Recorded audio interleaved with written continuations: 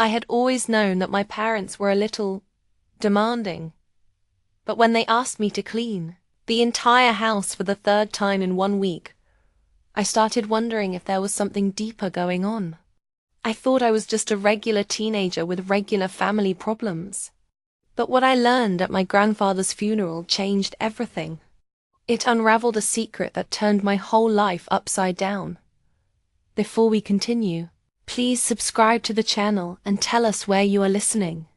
Your support means everything. It all started when I was about 15. I'd been doing the usual stuff for a teenager: school, hanging out with friends, and helping out at home. But as time went on, it seemed like I was doing more of the latter than anything else. The laundry, the dishes, the vacuuming, cleaning the bathrooms, and let's not forget, keeping track of my younger siblings, who somehow always managed to get into some sort of mess. At first, I thought it was just normal family stuff. My parents worked long hours and I knew they were tired. I didn't mind stepping up, right? I wanted to help out. But eventually, it got to a point where I was doing most of the housework while my parents would be lounging in the living room watching TV, or retreating to their room to relax.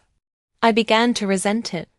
I was still expected to get good grades, go to school, and do all the normal teenager stuff. But now I had to play the role of the housekeeper too. I was cleaning up after everyone, including my parents. Whenever I tried to talk to them about how overwhelmed I felt, they'd dismiss it. "It's not that bad, just get it done," my dad would say, his eyes glued to the TV screen. My mom would just sigh and tell me how grateful she was for all my help. That should have been a clue, but I just didn't want to rock the boat. Then the phone call came.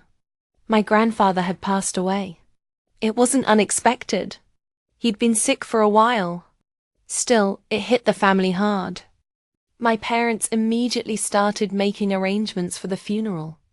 And soon enough, we were all packing into the car, headed to the small town where my grandfather lived. I'll never forget the way my dad's face looked when we pulled up to his childhood home. It was this strange mix of sadness and something else, something I couldn't quite place. We were all there, my parents, my siblings, me, to say our final goodbyes, but my dad seemed off. When we arrived at the funeral home, I was in a daze. Grief had its grip on me, but so did the sense that something was off about the way my parents were acting. They were so focused on the logistics of the funeral, talking with the funeral director, arranging flowers, and dealing with relatives. It felt like they were more interested in getting things done than actually processing their loss. I found myself wandering around the house, as we had some time before the service started. The house my grandfather had lived in was old and full of memories. I could almost feel his presence in every corner. I went into his study, a place I used to visit when I was younger. The shelves were lined with books, papers, and a lot of family photos. That's when I noticed something strange. A drawer, slightly ajar. I pulled it open, not expecting anything, but inside was a thick envelope crammed full of papers. It wasn't like anything I'd ever seen before. On top was a letter, yellowed with age and sealed with an old, cracked stamp. My curiosity got the best of me, and I opened it. The letter was from my mother. It was dated years ago, right after I was born. And it wasn't just a letter. It was a confession. I read the entire thing, and the words burned in my mind. "I know what I did was wrong. I never wanted to hurt you, but I had no choice. I had to do what I did to survive. I didn't expect it to be this way. I didn't think he would find out. Please forgive me. You've always been so good to me. I don't deserve your forgiveness, but I hope one day you will understand." I felt sick to my stomach. What was she talking about? Why had she written this to my grandfather? And why was it hidden in his desk? I quickly shoved the letter back into the drawer, but the questions kept swirling in my mind.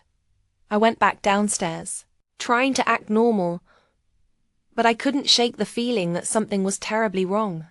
At the funeral, my parents seemed unusually distant, barely talking to any relatives. My mom was quiet, her face pale, while my dad had this strange, tight-lipped expression that made him look naughty. It was like they were hiding something from everyone. Later that evening, I decided to take a walk around the town. I needed to clear my head, to figure out what was going on. I passed by the old diner where I remembered going with my grandfather on Sundays, and that's when I saw him. A man, middle-aged. He had my father's eyes. I froze. There was something so familiar about him, but I couldn't place it. He looked at me for a moment, his gaze lingering, then he quickly turned and walked away. My heart skipped a beat. I needed answers. The next morning, after the funeral, I confronted my parents. My dad was sitting at the kitchen table, looking exhausted. My mom was in the living room, flipping through a magazine, avoiding eye contact. I didn't care about the tension anymore. "Who was that man I saw yesterday?" I asked, my voice steady but my heart racing. Both of them froze. "What man?" My dad asked, though his voice cracked slightly. "The man at the diner," I pressed. "The one who looked like you." My dad's face drained of color. He exchanged a look with my mom, and I saw it, the fear in their eyes. "Listen, kid. My dad's voice faltered. "We need to talk." I sat down across from them, waiting for the bomb to drop. And drop it did. It turns out that man was my uncle, my father's brother. He'd been estranged from the family for years. My parents had told me he'd left the town when he was young, but they never told me why. My dad, it seemed, had a secret past he had never shared with anyone. My mother had been involved in something shady, something that tied her to my grandfather's past in ways I couldn't yet understand. Over the course of the next few days, they explained everything. My mother had made a terrible mistake years ago. A mistake that had destroyed my relationship with my grandfather. She had gotten involved with a dangerous crowd, and my father, in a moment of weakness, had gotten caught up in it too. To protect themselves and me, they had hidden the truth from me. They hadn't just treated me like a maid. They had been trying to keep me in the dark, sheltering me from the consequences of their past mistakes. The letter I'd found had been my grandfather's attempt to reach out to my mom and get her to come clean. But my mother had never replied. The man at the diner? He had been the key to everything. My father's brother had known the truth all along, and he wanted my parents to face their mistakes. That's why he came back after all these years. I was angry. Furious even. They'd lied to me for my entire life. They'd treated me like I was just some worker bee instead of their child. They'd let me take on the burden of their guilt, all while pretending everything was fine. But the most painful thing was this. They had never trusted me enough to tell me the truth. They thought they were protecting me, but in the end, they'd only made everything worse. That the whole family dynamic shifted after that conversation.